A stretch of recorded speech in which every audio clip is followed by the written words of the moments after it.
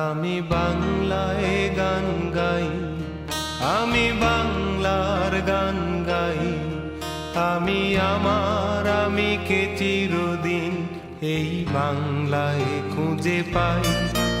আমি বাংলায় গান গাই, আমি বাংলার গান গাই, আমি আমার আমিকে চিরদিন এই বাংলায় খুঁজে পাই। আমি বাংলায় দেখি স্বপ্ন, আমি বাংলায় বাঁধি সুর, আমি এই বাংলার মায়া ভরা পথে হেঁটেছি এতটা দূর। নাম নাম কি? নাম হলো আহমদ হোসেন সাজু। আহমদ হোসেন সাজু। জি। বাবার নাম? বাবার নাম হলো মৃত নজরুদ্দিন। গ্রাম? গ্রাম বালিজানা। বালিজা? বালিজানা। বালিজানা। তারপরে থানা? থানা এখান উপজেলা তরফপুরি থানা তারাকান্দা। থানা তারাকান্দা। আমি মুক্তিযুদ্ধের সময় ভারতে গেছিলাম। ভারতে না? জি। কোন ক্লাসে পড়তেন? জি। কোন ক্লাসে পড়তেন? তখন আমি এসএসসি। কোন স্কুলে? পাট্টাপাড়া হাই স্কুলে। তারপর ভারতে কোথায় ছিলেন?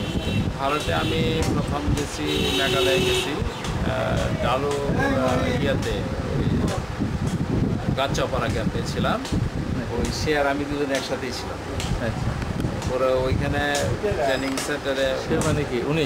হ্যাঁ, রোপ রোপ। দুজন আমরা একসাথেই ছিলাম। আচ্ছা। পরে পরে ওইখান থেকে ট্রেনিং করার মতো কিছু পদের সাহেবের সাথে ক্যাম্পে গেলাম।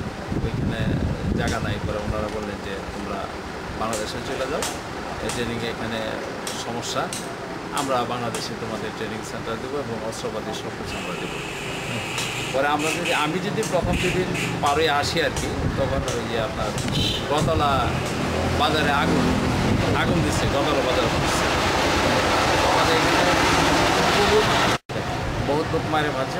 ননী পণ্ডিত আমাকে করলে একটা সিগারেটের কাগজ এসে লিখে দিল যে তোমার জন্য রাস্তায় কোনো সমস্যা না। কারণ মুক্তিযোদ্ধারা যদি পায়, তাহলে যদি তোমার গুপ্তচর মনে করে মারে ফেলায়, তুমি বাংলাদেশে যাও, আমরা এসে সেরে তোমার যা করা লাগে অস্ত্রপাতি যুদ্ধ তোমাদেরকে ট্রেনিং সব কিছু আমরা করবো। পরে আমি আইসা করলাম বাংলাদেশে আসার পরে ওইটা ট্রেনিং সেন্টার হইলো, যেটা হইলো ওই যে কুশিয়াতারা। আচ্ছা, ওখানে ছিলেন? জি, ওইখানে ট্রেনিং করছি আমি। পরে কয়েকটা সম্মুখ যুদ্ধ করছি আমি। কোনটা? আমি করছি নলদিঘি, একটা হয়েছে, একটা করছি আপনার ওই কাশীগঞ্জ বাজারে খিচা যেটা, আরেকটা হয়েছে ওই যে সেনাবাহিনীর জীব উদ্ধারের কাজে আমরা করছি, ওইগুলা আমরা করছি তাদের সাথে থেকে। সাথে কে কিছু দু একটা নাম মনে আছে? হ্যাঁ, মনে আছে। সাথে ছিল ওই তো রোগ ছিল, দাদারা ছিল, এরপরে আপনার মাইনেদি ছিল, এরপরে বকুল ছিল, আলোকদি ছিল, এরপরে একজন ইপিআর কমান্ডার ছিল, জিআরপি কাশেম ভাই, সে মারা গেছে। তারা ছিল আমার সাথে। আমি অনেকদিন পর্যন্ত মুক্তিযোদ্ধার সাংস্কৃতিক কমান্ডে কাজ করছি। কালকের সাথে আমি কাজ করছি, আমার পরিচালক ছিল বুরহানুদ্দিন লাবলু এবং সে আহ্বায়ক ছিল। অধ্যক্ষ আজউদ্দিন সাহেবের সাথে আমার অনেক হয়েছে এবং এটা আমাদের সাংস্কৃতিক কমান্ডার ছিল কবরী সারোয়ার, এরপরে ওই আসিফুজ্জামান নূর। আমরা ঢাকা কেন্দ্রীয় কমিটি আমি অনেকদিন সদস্য ছিলাম। তবে আমি একটা ছবি করছি, সেটা ঋণ ছবি। কি কখন? মুক্তিযুদ্ধের আগে না পরে? মুক্তিযুদ্ধের পরে। ঋণ ছবিতে একদম পঙ্গু মুক্তিযোদ্ধার কাহিনী আছে এবং একদম মুক্তিযোদ্ধা কী করে, তার পরিণতি কী হয়েছে, এটা আমাদের পুরো ছবিটাতে আছে। এই ছবিটা অধ্যক্ষ আচার্য সাহেব জার্মানির প্রদর্শনী করেছে। হ্যাঁ, এই ছবিটা মুক্তিযুদ্ধ ভিত্তিক ছবি।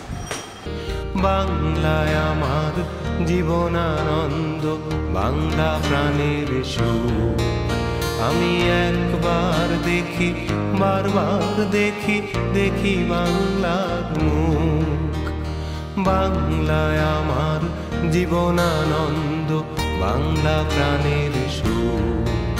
আমি একবার দেখি, বারবার দেখি বাংলার মুখ।